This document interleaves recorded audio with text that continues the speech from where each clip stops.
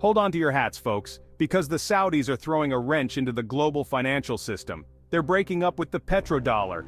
Yeah, you heard that right. No more pricing oil in US dollars. This isn't just some petty squabble between countries. It's a seismic shift with the potential to reshape the global economy as we know it. For decades, the US dollar has reigned supreme as the world's reserve currency. This comfy position was cemented in the 1970s when the US, in its infinite wisdom, struck a deal with Saudi Arabia, the big cheese of OPEC. The deal was simple: you sell us your oil in dollars, and we'll provide you with military protection and look the other way when you do, well, you know. This arrangement, known as the Petrodollar system, has been the bedrock of American economic power for almost half a century. It's allowed the US to print money like it's going out of style, knowing that the rest of the world needs those greenbacks to buy their precious oil. But the Saudis, it seems, are tired of being America's gas station attendant. They're looking for new friends, new alliances, and new ways to flex their financial muscles. And honestly, who can blame them? The world has changed a lot since the 1970s, and the US isn't the only game in town anymore. Let's rewind the clock to 1979, shall we? Disco was dying a slow, glitter-covered death, and the world was holding its breath as a revolution unfolded in Iran. The Shah, America's man in Tehran, was ousted, and a new, decidedly less US-friendly regime took over. This sent shockwaves through the Middle East, particularly in Saudi Arabia. The Saudis, with their vast oil reserves and penchant for absolute monarchy, saw the writing on the wall.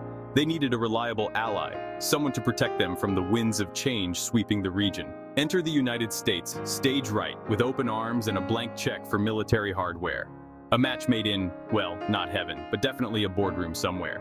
The Petrodollar agreement was born, solidifying a strategic partnership that would shape the geopolitical landscape for decades to come.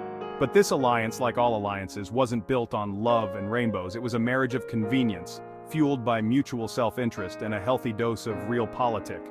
The US got its precious oil and a strategic foothold in the Middle East, while the Saudis got security guarantees and a blind eye turned to their less-than-stellar human rights record.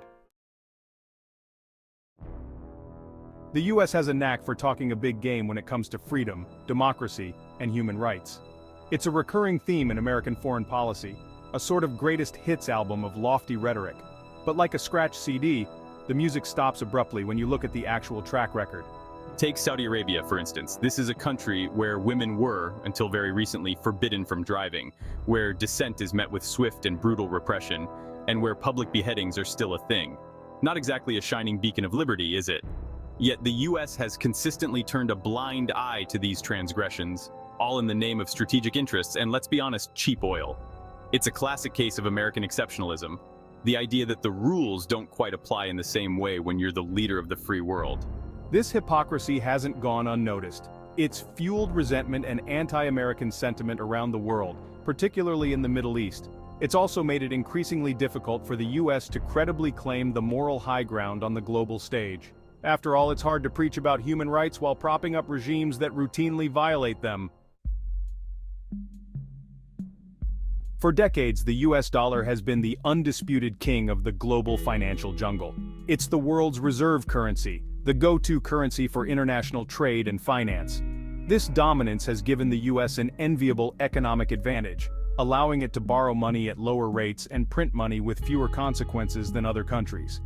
But like a king with too much power, the dollar's dominance has also bred complacency and, let's face it, a bit of arrogance.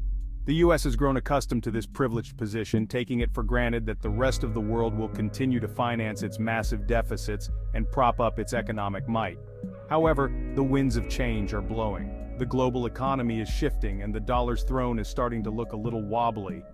The rise of emerging economies, the growing clout of alternative currencies, and the gradual erosion of trust in the US financial system are all chipping away at the dollar's hegemony. The petrodollar's demise could be the final nail in the coffin. If oil, the lifeblood of the global economy, is no longer traded primarily in dollars, it could trigger a domino effect, leading to a decline in demand for the greenback and a shift towards a more multipolar financial system.